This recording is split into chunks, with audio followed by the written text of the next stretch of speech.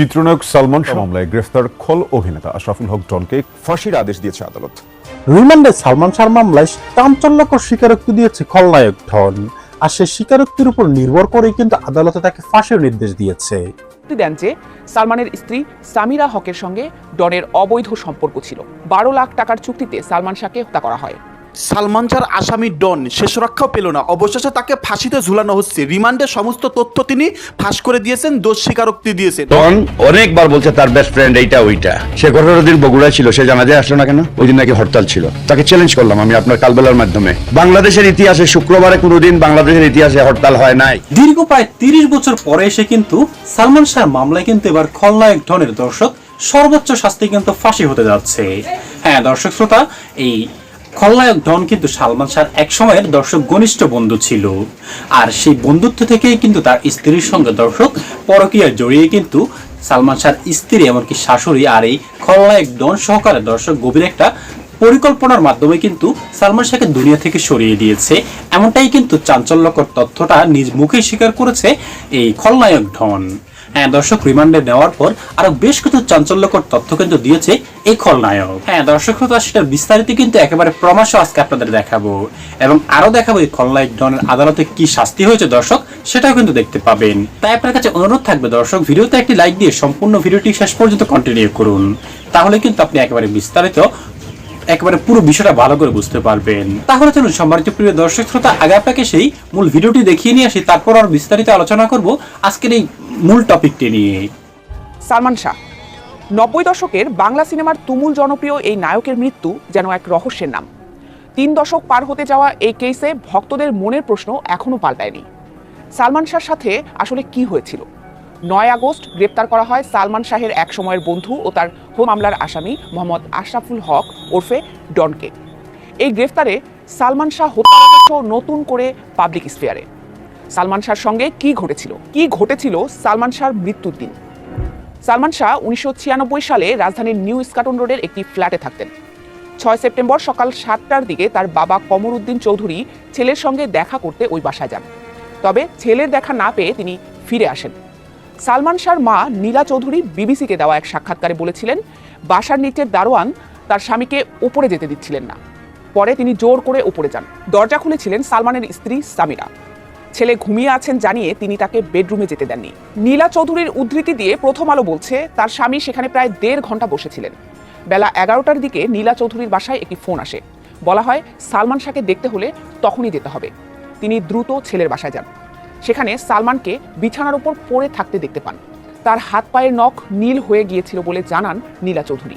ইস্কাটনের বাসা থেকে সালমান শাহকে Holy Family Red Crescent Medical College হাসপাতালে নেওয়া হয়। পরে ঢাকা মেডিকেল কলেজ ও হাসপাতালে ময়নাতদন্ত শেষে বলা হয় সালমান শাহ করেছেন। মৃত্যুর সময়ে তার বয়স ছিল 25 বছর। শুরু থেকেই পরিবারের দাবি ছিল এটি বরং পরিকল্পিত হত্যা। সেই অভিযোগের ভিত্তিতেই প্রায় 3 দশক ধরে আইনি লড়াই চালিয়ে আসছেন সালমান শাহের মা নীলা চৌধুরী। এই সময়ে মামলাটি একাধিকবার বিভিন্ন সংস্থার তদন্তের মধ্যে দিয়ে গেছে। 1997 সালে সিআইডি তাদের চূড়ান্ত প্রতিবেদনে মৃত্যুকে আত্মহত্যা বলে উল্লেখ করে। পরে আদালতের নির্দেশে বিচার বিভাগীয় তদন্ত হলেও সেখানে অপমৃত্যুর মতই বহাল থাকে। এরপর 2016 সালে পিবিআইকে নতুন করে তদন্তের দায়িত্ব দেওয়া হয়। প্রায় 600 পৃষ্ঠার তদন্ত প্রতিবেদনে পিবিআইও জানায় সালমান শাহকে হত্যা করা হয়নি, তিনি করেছিলেন। তবে পরিবার এই প্রতিবেদন প্রত্যাখ্যান করে অভিযোগ তোলে তদন্ত নিরপেক্ষ হয়নি এবং প্রকৃত ঘটনা আড়াল করা হয়েছে। পরিবারের ধারাবাহিক আইনি লড়াইয়ের পর আদালত 2025 সালে সালমান শাহর মৃত্যুর ঘটনায় তা মামলা করার নির্দেশ দেন। পরে রমনা থানায় দায়ের হওয়া এই মামলায় সালমান শাহর স্ত্রী সামিরা হক সহ 11 জনকে আসামি করা হয়। তাদের মধ্যে খল অভিনেতা আশরাফুল হক ওরফে ডনও ছিলেন। 9 আগস্ট বিমানবন্দর থেকে ডনকে গ্রেপ্তার করার পর নতুন করে আলোচনায় এসেছে পুরানো এই মামলাটি। প্রথম আলো বলছে, ডনকে আদালতে হাজির করে কারাগারে আটক রাখার আবেদন করেন তদন্ত কর্মকর্তা সিআইডির পরিদর্শক আরিফুর রহমান।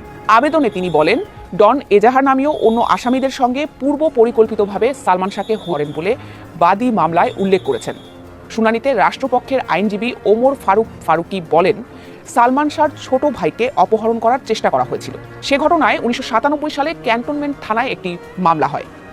ওই মামলার একজন আসামি রেজবি আহমেদ ওরফে ফরহাদ স্বীকারোক্তি দেন যে সালমানের স্ত্রী সামিরা হকের সঙ্গে ডনের অবৈধ সম্পর্ক ছিল। 12 লাখ টাকার চুক্তিতে সালমান শাহকে করা হয়। প্রথমে সালমান শাহকে অচেতন করা হয় এবং পরে আত্ম দেখানোর জন্য তাকে ঝুলিয়ে রাখা হয়। তাই ডনকে ছেড়ে দেওয়া হলে তিনি পালাতে পারেন। শুনানি শেষে বিচারক ডনকে কারাগারে পাঠানোর আদেশ দেন। সালমান শাহর পরিবার গণমাধ্যমকে বলছে এই গ্রেপ্তার তদন্তের নতুন গতি আনবে এবং এতদিন ধরে চাপা থাকা অনেক তথ্য সামনে আসবে। নীলা চৌধুরীর আশা, এই মামলার পূর্ণাঙ্গ তদন্তের মাধ্যমে প্রকৃত দায়ীদের শনাক্ত করা সম্ভব হবে এবং দীর্ঘ প্রায় 3 দশকের অপেক্ষার পর সালমান শাহর মৃত্যুর রহস্যের চূড়ান্ত সমাধান মিলবে।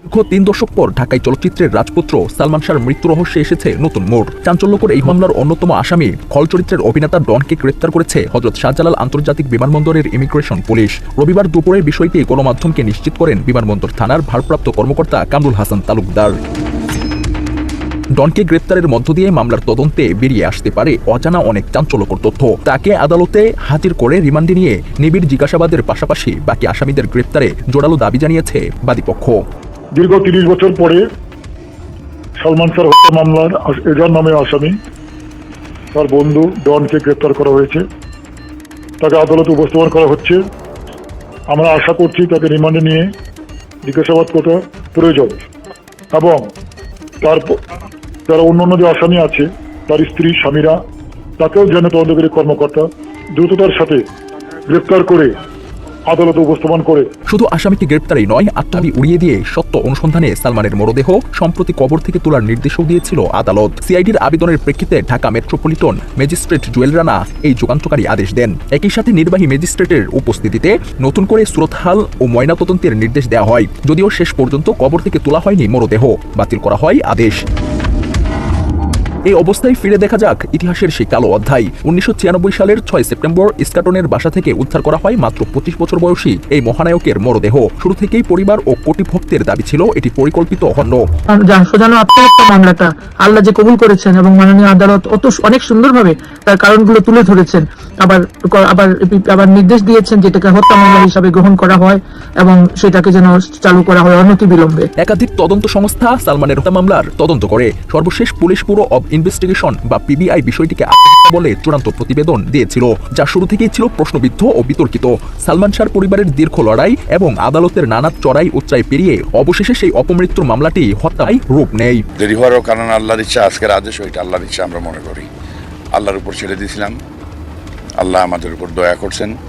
তার লক্ষ লক্ষ ভক্ত আছে, ভক্তদের হয়তো কারো না কারো কথা শুনছেন। তার মা নীলা চৌধুরী লন্ডনে আছেন, উনার যে ইবাদত হয়তো আল্লাহ কবুল করছেন। মৃত্যু প্রায় 29 বছর পর গত বছর এই ঘটনাকে হিসেবে আমলে নিয়ে বিচার কার্যক্রম পরিচালনার নির্দেশ দেন ঢাকা মহানগরের 6ষ্ঠ অতিরিক্ত দায়রা জজ আদালতের বিচারক। এরই ধারাবাহিকতায় গত বছরের 21শে অক্টোবর রাজধানীর রমনা থানায় একটি হত্যা মামলা দায়ের করেন সালমান শাহর মামা মোহাম্মদ আলমগীর। মামলায় প্রধান আসামি করা হয় সালমানের সাবেক স্ত্রী সামিরা হককে। অন্য আসামিরা হলেন প্রযোজক আজিজ মোহাম্মদ ভাই, শাশুড়ি লতিফা হক লুসি, ডন, ডেভিড, জাভেদ, ফারুক, রুবি, আব্দুস সাত্তার, সাজু এবং রেজবি আহমেদ ফরহাদ।